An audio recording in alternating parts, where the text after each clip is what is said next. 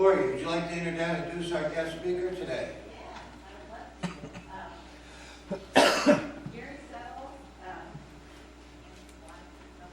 Have been coming to our facility with a group called Kairos Torch, and they came in, if you've heard of the Great Banquet or the Emmaus Walk, those special weekends that people can go and it's like a retreat. They do that for our students, and they came in and held that weekend, but then every week they come in and visit the students that they're mentoring. And so each student has their own mentor, and we're getting to see the fruits of those meetings, and it's been a neat experience. Several of the students have already been released, and we have a few more that are still being mentored, but they're going to be coming back to our facility to do another weekend in April, and then in October. So twice a year they'll do a weekend, and then they'll mentor those students until they're released. But they've been a great blessing to me and to the boys at our facility and to the staff. I mean, the staff really appreciate it. They're like, we've got to do more stuff like this because they're seeing the positive impact that it's having on the kids. And I think, the students, parents, for the most part, the ones that are really involved have really appreciated everything that the children are getting. So, very self.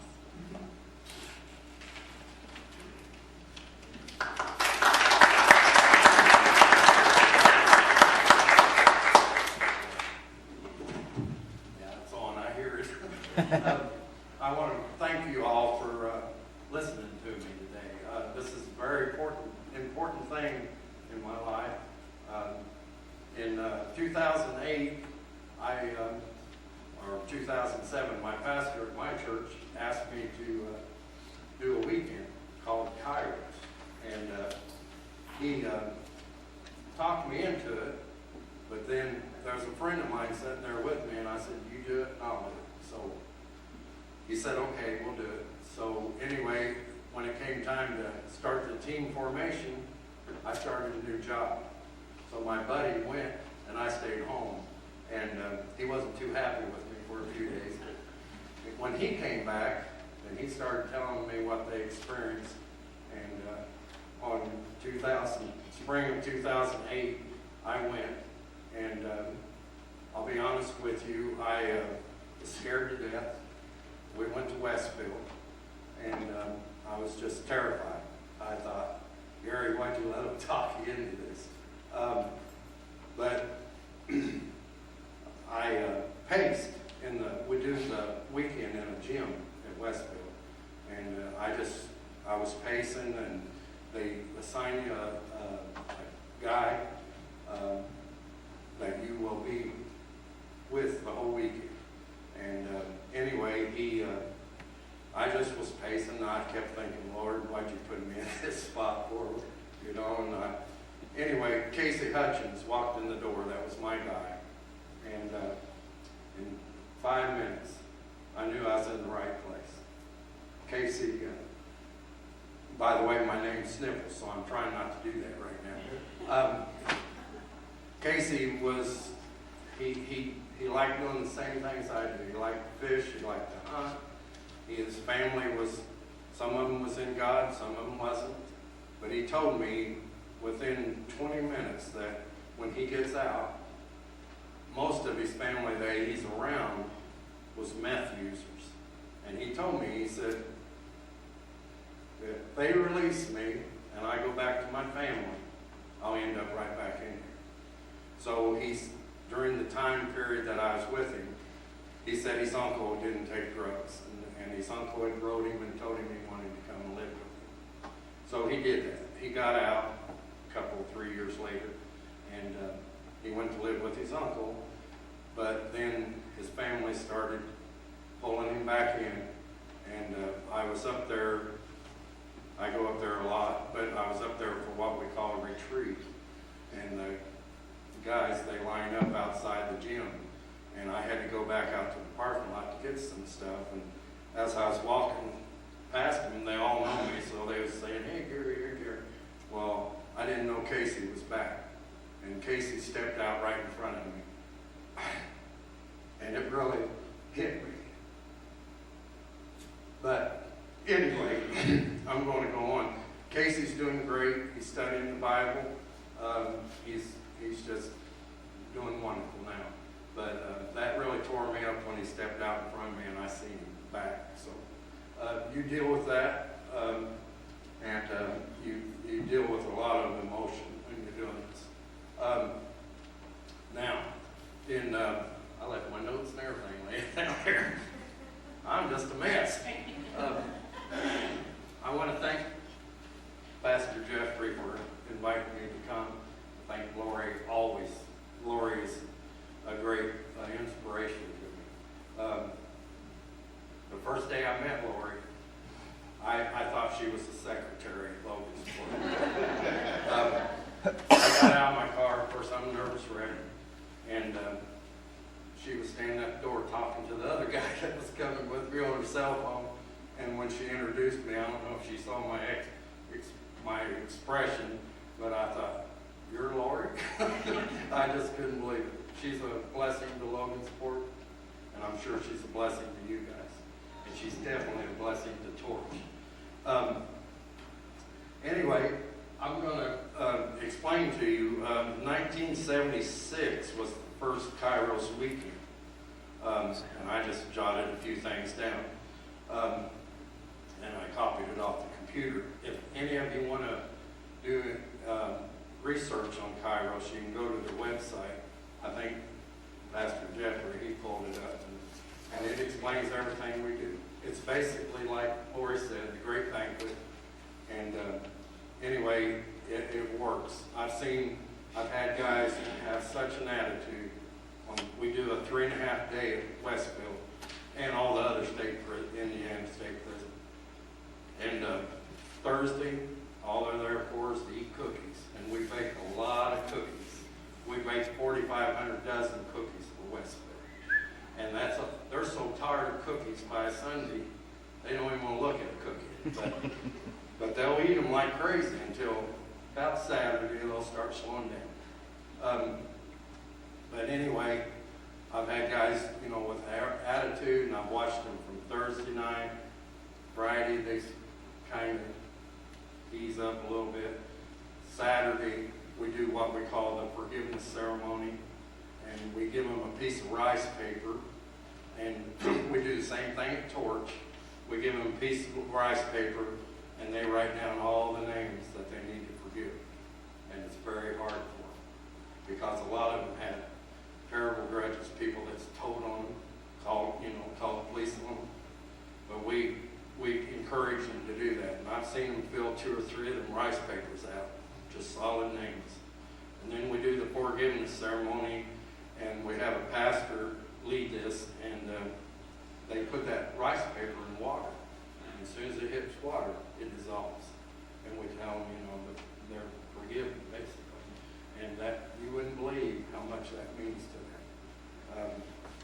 I've had people, guys write their family members down. Casey was one that did that. So anyway, I'm just here to tell you about Torch today, so I'm getting off the subject. I think it was, 19, anyway, yeah, here it is. No, I lost it. 1979, we had our first Torch. It's for youth. It's young men. We call them young men. And they are young men. I've learned a lot since October. We've got guys 16 that has 2 kids. And it just amazes me. You don't think about where they're at. A lot of them's families basically just don't care. Am I right about that? We've had kids say, I haven't heard from my family all the time I've been in here. During the weekend, we write them letters, and that means so much to them. We do the same thing at the men's inside prison.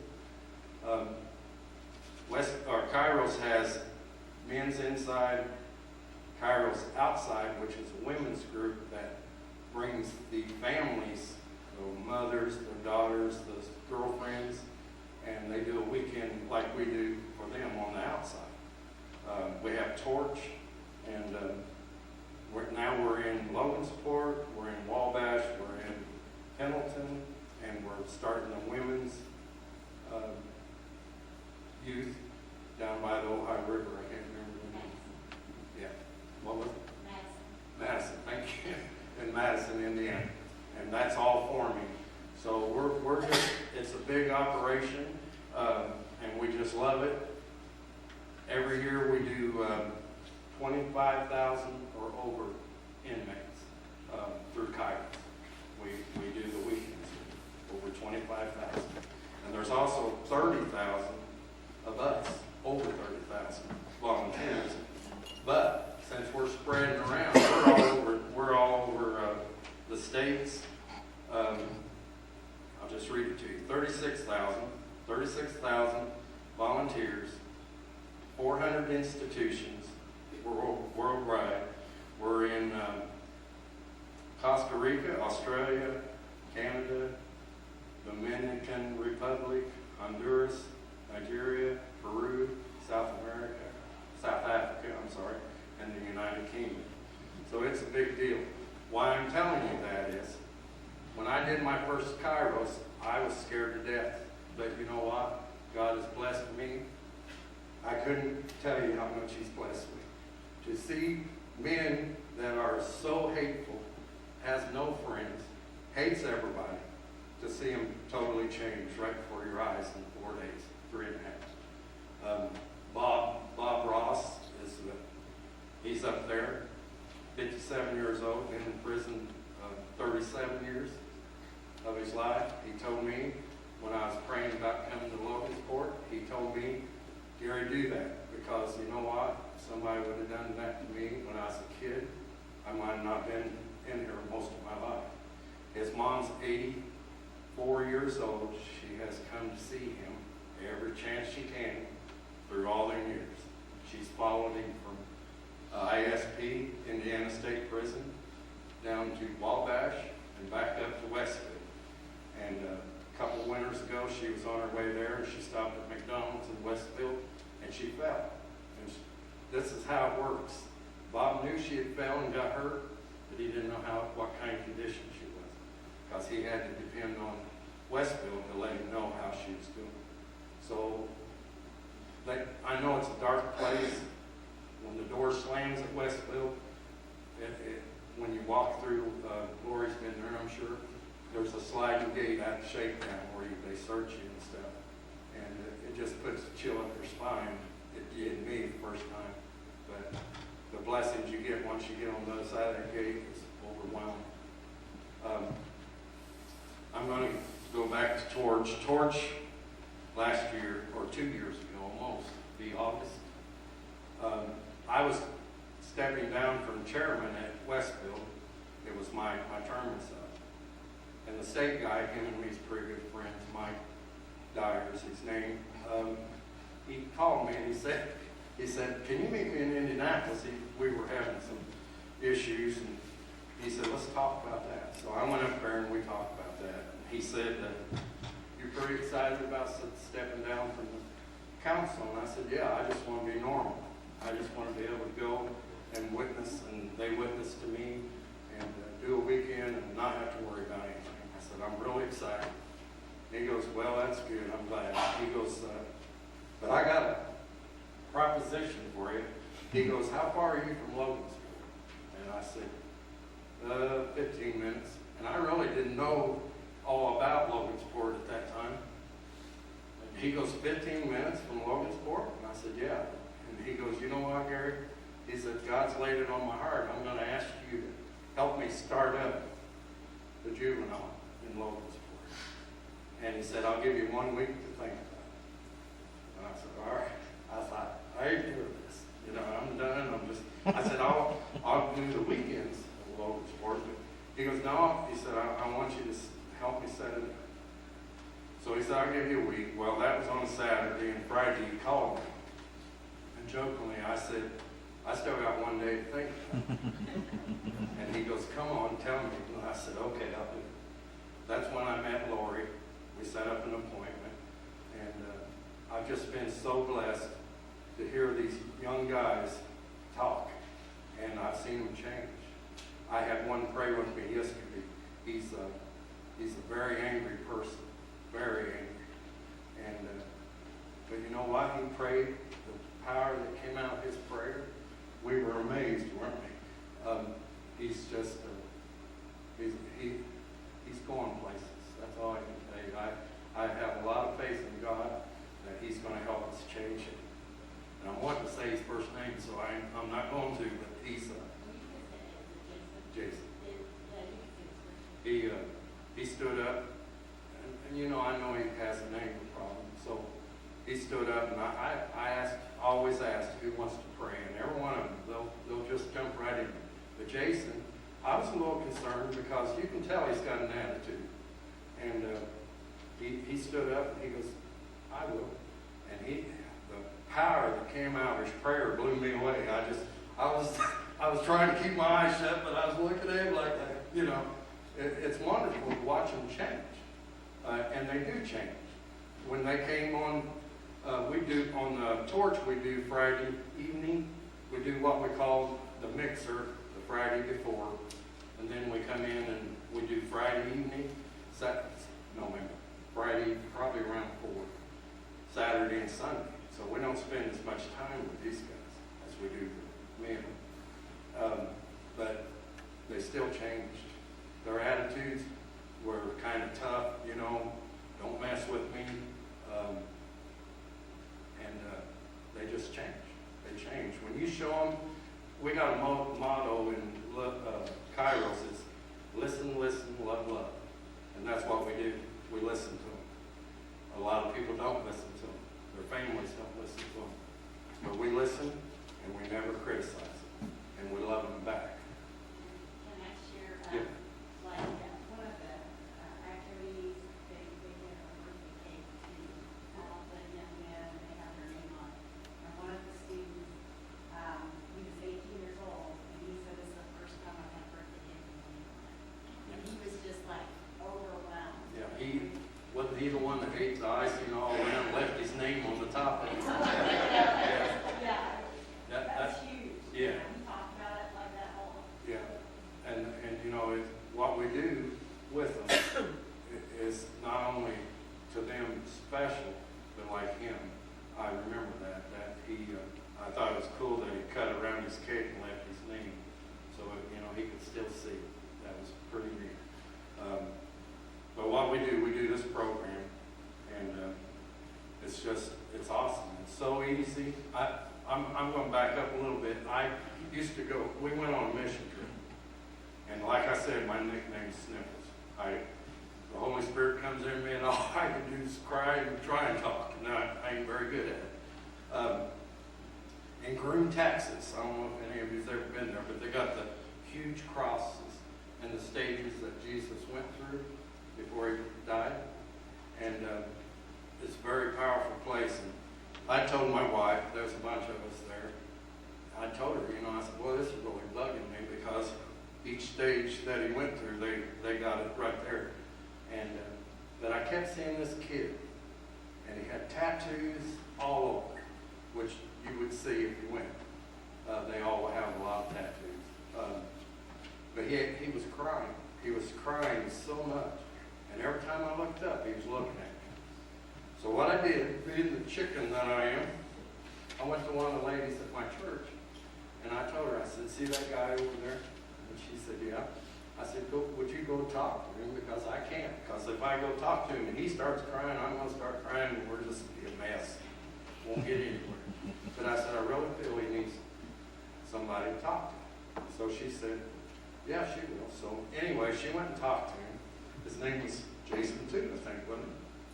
Anyway, Jan went and talked to him. They sat on this bench, and he had just gotten saved, and he never realized what all Jesus had went through, you know, before he died, and that's why he was crying. And she told him that I had sent her to him. So me and her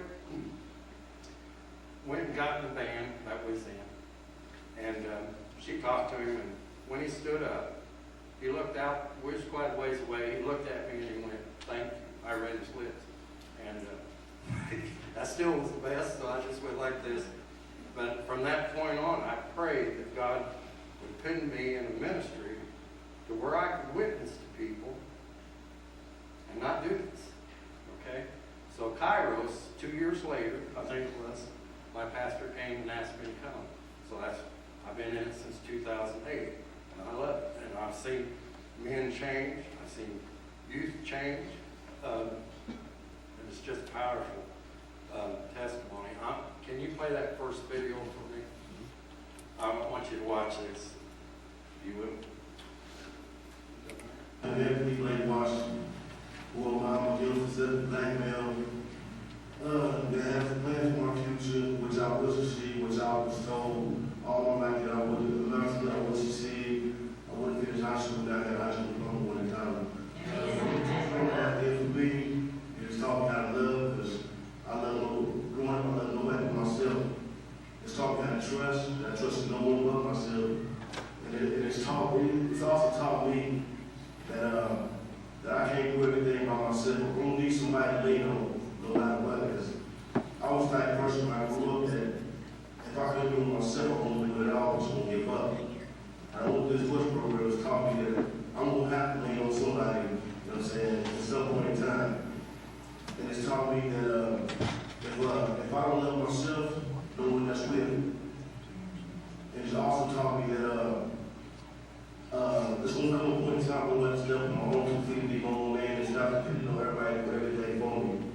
When I push program, I wouldn't know how to do it because depending on everybody do things for me, and they don't want to do it for me because I don't know you ain't who me. I want everything handed to me. And when I went to this push program, it's taught me a lot. It's taught me that I know I can only succeed if I want to. And I remember when I was in there, I met up with this man named Frank Anderson, and he gave me this speech. Well, it was a scripture in the Bible, and I always remembered it. And I shared it with Kevin and Debbie, and the scripture of how good and how pleasant it is for brothers to work together in unity. And without unity, you know what I'm saying, we all need each other. There's no one that can survive on their own. It's doing everything by themselves. They're going to need someone else. And it took me a long time to realize that. And it took me a long time to realize what I want for my future. What I want for my future is it ain't what I want, it's what I want to do. I want to be successful. I want to be happy. And I want to do everything it takes to let these young people like me, you know, realize what's out there and what they can get themselves into, and hopefully lead them to the straight path. Because I want to lead them down the straight path that I want to do. Because after I got out, I've been doing good. I had to come and talk to my cousins because they trying to do what I used to do. And I just hope that I can get out there and I can talk to young people and encourage them to follow the right path. I was hoping that maybe I could become a mentor, and I wanted to do some traveling myself and go places to talk to young people about my experience and share my testimony with them. Yeah,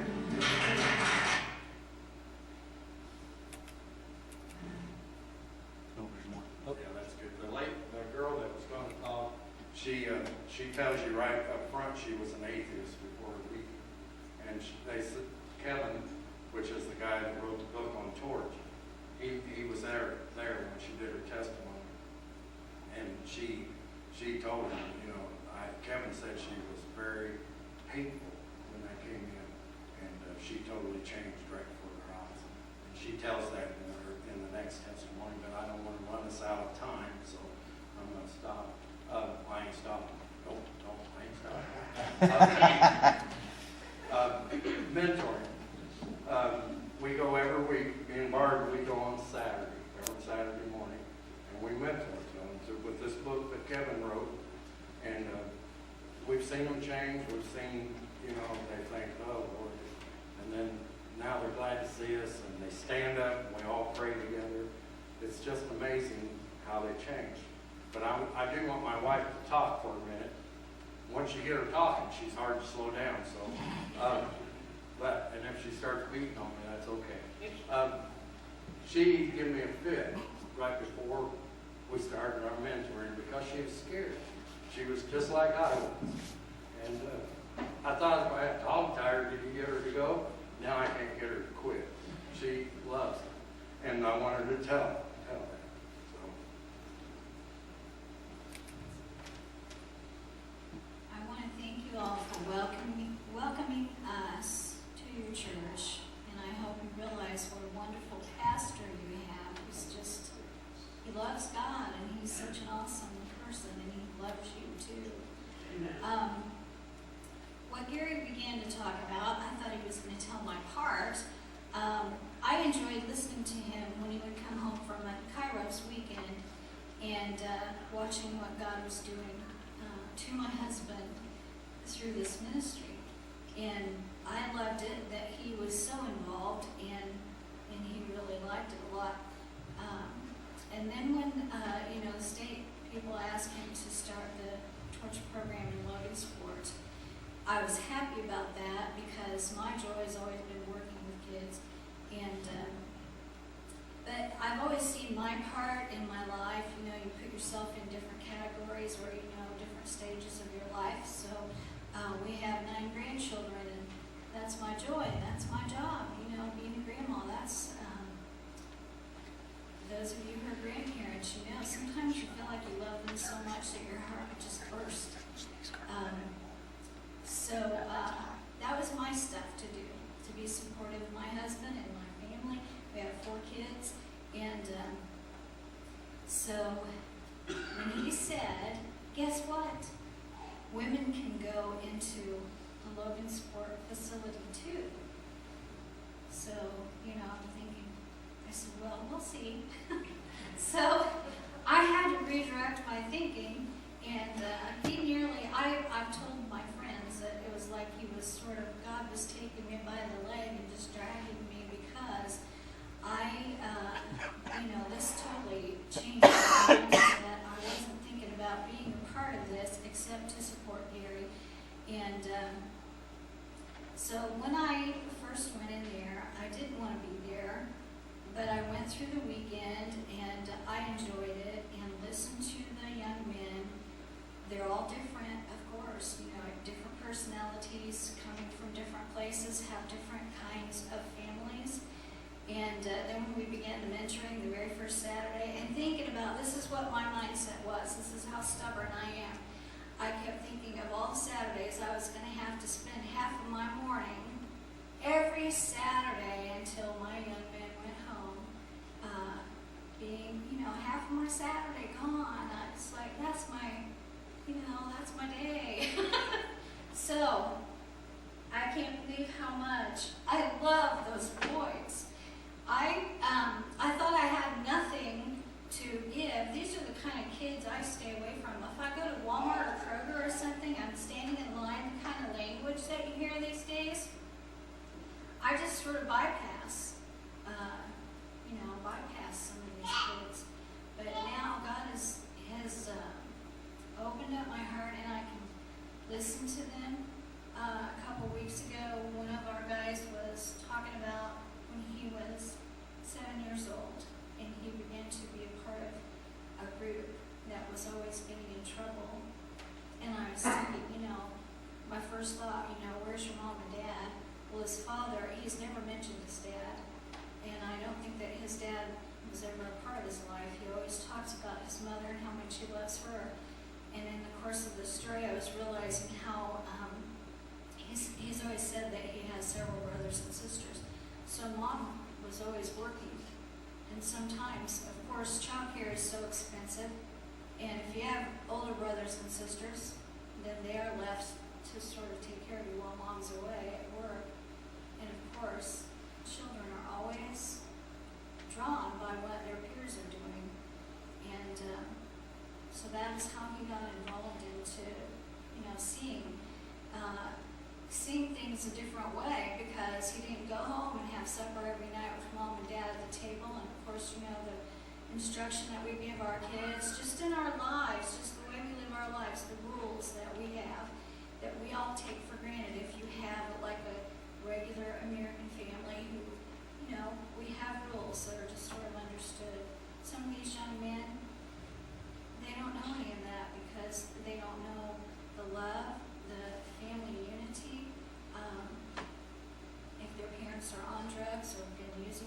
selling drugs, that is their life. And it's easy for us to forget. And I know the very first thing that we teach them is that you can talk to God. And we do that as example by being in a circle. And mentors, we will take turns praying. We do that as we start the mentoring each Saturday morning. We go. And to watch these guys, we try not to call them boys because, they're young men, to watch them change and realize that they can talk to God. Some of them are a little bashful, some of them are stubborn, but as you go along, you see them begin to treat each other with respect because they come from different units. They don't all come from the same areas in the facility, so they may have seen each other before but not really have a friendship or any kind of relationship. But those five young men in our group, I've seen them begin to treat each other with respect. And the shyest one has confidence. Now, he's prayed 2 or 3 times in front of these other guys that he would barely speak to when they first came in because he was kind of intimidated by them, I'm sure. So it's a blessing, and any of you can do it. I'm going to be 65 this year. I just thought, I'm a grandmother, that's what I do. But these boys, one of them told me, I made some brownies and we took them as a treat one of the Saturday mornings, and he told me that those were the best brownies he'd ever had in his whole life. And it was very sweet of them. And they do respect me, and I don't know how to explain to you. It doesn't matter your age or who you are. You can be a part of this program. The best thing you can do is pray and ask God to help each one of them, even if you don't know the names of them. They're there in that facility, and they're all in different stages of growing up. And they just need someone to listen and to care about them and to love them. And even if you don't ever go there, you can love them through praying for them and asking God to bring someone into their lives. You can make cookies. You can just come and be a part of our program. We welcome you. We're just regular people just like you. Just not highly educated, not highly trained. Just somebody that can love someone else.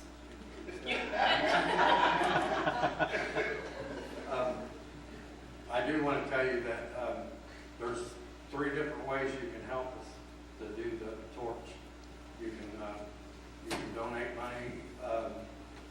The Kairos weekend or the torch weekend costs approximately around $8,000 to put it on because we do team formation meetings, which has started already, and we actually bond at the team formation meetings, and we have to feed them, and we have to buy supplies. We buy the mentor books and all kind of things that we have, manuals, and Torch has a specific program that they put on. We call it our Torch Bible. It's a manual, and we go by whatever that manual tells us to do, and it works. It works wonderful.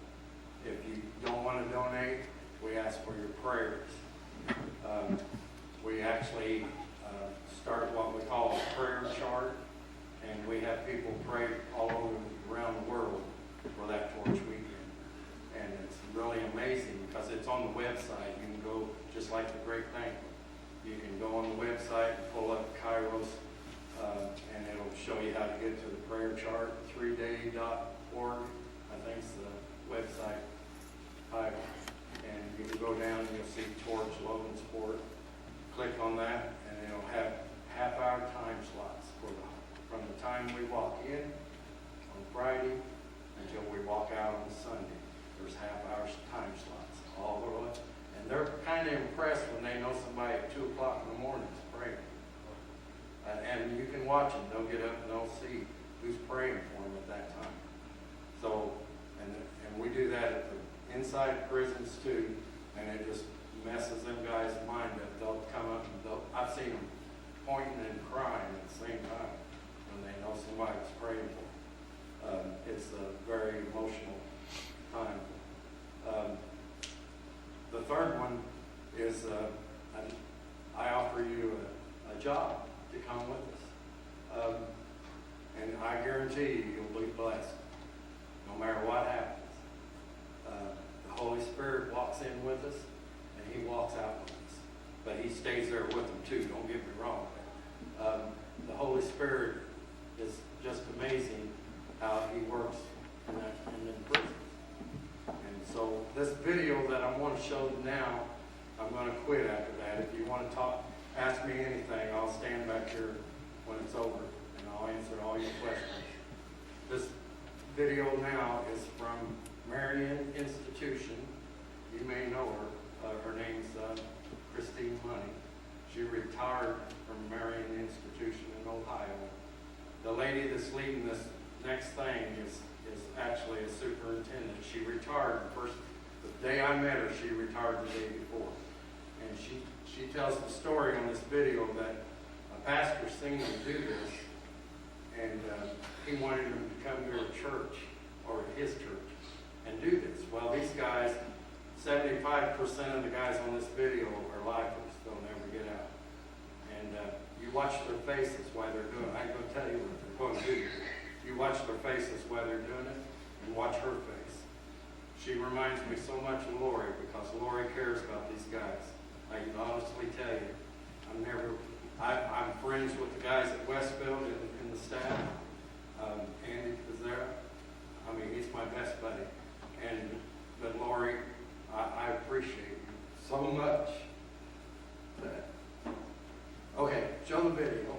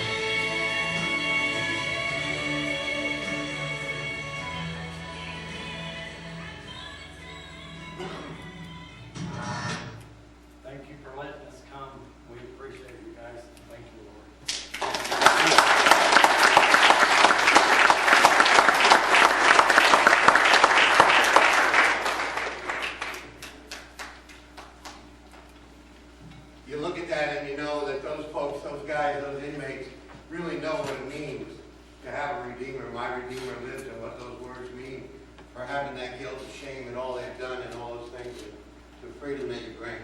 And it's great. You guys make a great team. Thank you for sharing your message. And you know what it takes? You said, listen, listen, love, love. It takes a lot of love to make that happen, doesn't it?